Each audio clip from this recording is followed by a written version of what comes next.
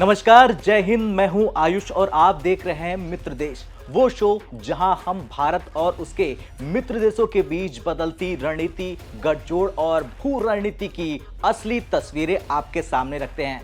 आज हम जिस खबर पर चर्चा करने जा रहे हैं उसने पूरी दुनिया, खास तौर से तुर्की की नींद उड़ा दी है। दरअसल खबर निकलकर सामने आ रही कि साल 2022 से 2024 के बीच आर्मेनिया के कुल हथियार आयात में 43% हिस्सा भारत का रहा है। यह आंकड़ा कोई छोटा मोटा नहीं बल्कि Stockholm International Peace Research Institute यानी कि सिप्री की रिपोर्ट में सामने आया है। और इसका मतलब है कि भारत ने न सिर्फ आर्मेनिया की सेना को आधुनिक हथियार दिए बल्कि दक्षिण कॉकेसस के पूरे जियोपॉलिटिक्स में एक नया संतुलन खड़ा कर दिया है। और इससे सबसे ज्यादा बेचैनी किसी को हुई है तो वो है तुर्की को, क्योंकि तुर्की लंबे समय से अजरबैजान के साथ मिलकर आर्मेनिया को कमजोर करने की साजिश रच रहा था। लेकिन अब भारत ने अपने हथियार और सैन्य डील के जरिए तुर्की की चालों पर पानी फेर दिया है। ऐसे में सवाल यह है कि क्या भारत के मित्र देश आर्मेनिया में भारत के हथियारों ने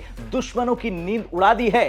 क्या भारत और आर्मेनिया की जोड़ी दे रही है तुर्की अजरबैजान को सीधी टक्कर? और क्या भारत के हथियारों ने बदल दी है आर्मेनिया की किस्मत? चलिए जानते हैं इन सवालों के जवाब इस एपिसोड में। तो आइए शुरू करते हैं आज की इस बेहद खास और अहम रिपोर्ट को, भारत आर्मेनिया रक्षा सहयोग, और जानते हैं क्यों उड़ गई तुर्की की नींद।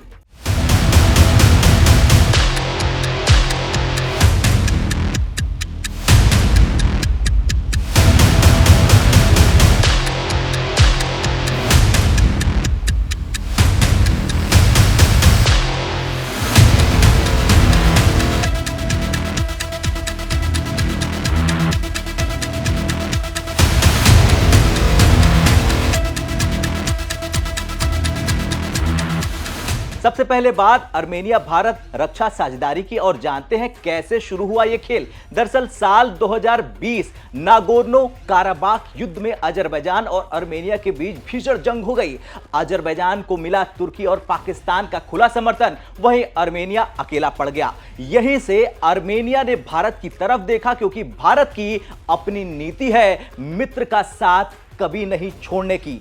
फिर क्या था, साल 2022 से 23 में भारत और आर्मेनिया के बीच सैकड़ों मिलियन डॉलर के रक्षा सौदे हो गए। इनमें शामिल थे मल्टीपल लॉन्च रॉकेट सिस्टम यानी कि MLRS, self propelled howitzer, air defence system, anti tank missile और कॉम्बैट एम्यूनिशंस। अब आपने ये तो जान लिया कि कैसे शुरू हुआ ये खेल, लेकिन बिना वक्त गंवाए ये भी जान लीजिए कि सिप्री की रिपोर्ट में क्या कुछ सामने आया।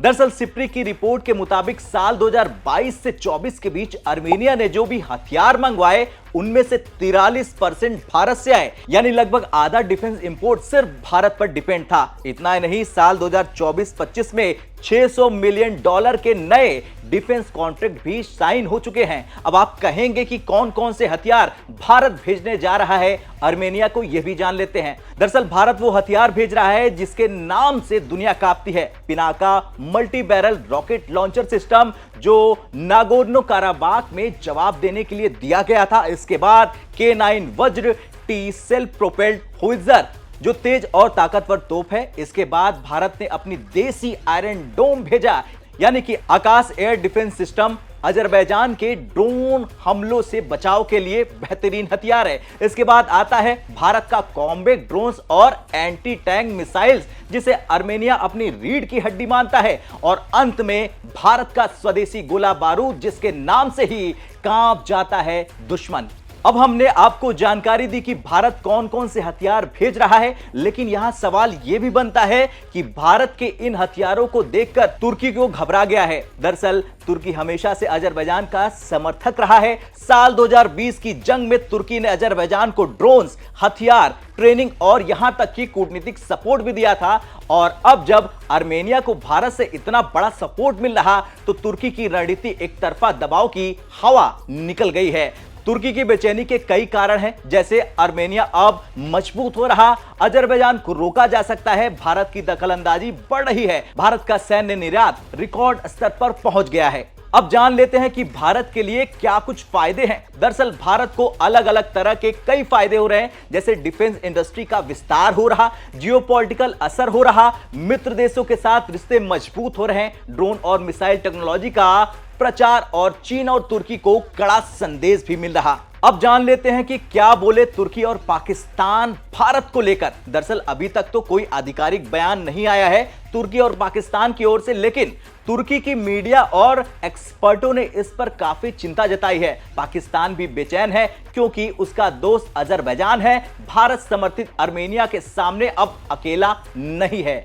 अब सवाल है कि भारत आर्मेनिया की दोस्ती का अगला पड़ाव क्या कुछ होगा। तो सूत्रों के मुताबिक भारत और आर्मेनिया के बीच fighter drone deals, artillery upgrade, cyber security सहयोग जैसे समझौते भी पाइपलाइन में है। तुर्की को दूसरा झटका IMEC से लग सकता है। जी हां, IMEC यानी कि India middle east Europe economic corridor. यह कॉरिडोर तुर्की को बाईपास करता है, यानी कि जियोपॉलिटिक्स में तुर्की की पकड़ को और कमजोर कर रहा। रक्षा क्षेत्र में भारत की अंतर्राष्ट्रीय छवि और भी ज्यादा अब मजबूत हो रही। भारत अब सिर्फ एक डिफेंस इंपोर्टर नहीं रहा, बल्कि एक प्रमुख डिफेंस एक्सपोर्टर भी बन चुका है।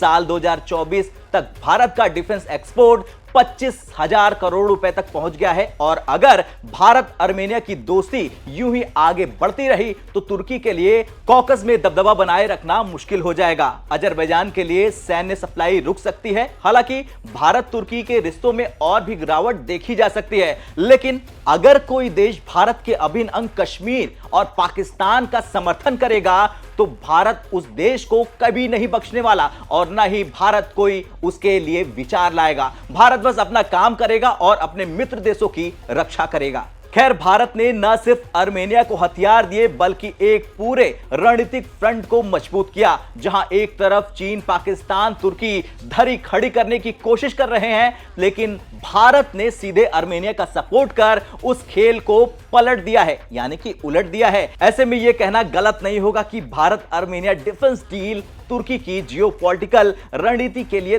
तगड़ा झटका है और आने वाले समय में यह डील सिर्फ आर्मेनिया ही नहीं बल्कि भारत की वैश्विक सैन्य कूटनीति में एक अहम और ऐतिहासिक मोड़ बनेगी। अब आपका क्या कुछ कहना है इस खबर पर, और आपके सामने एक सवाल है कि क्या भारत को आगे भी इसी तरह आर्मेनिया को हथियारों की सप्लाई करना चाहिए या फिर नहीं? कमेंट में जरूर बताएं। आगे भी हम मित्र देशों की नई खबर के साथ आपके साथ जुड़ेंगे। तब तक के लिए जय हिंद।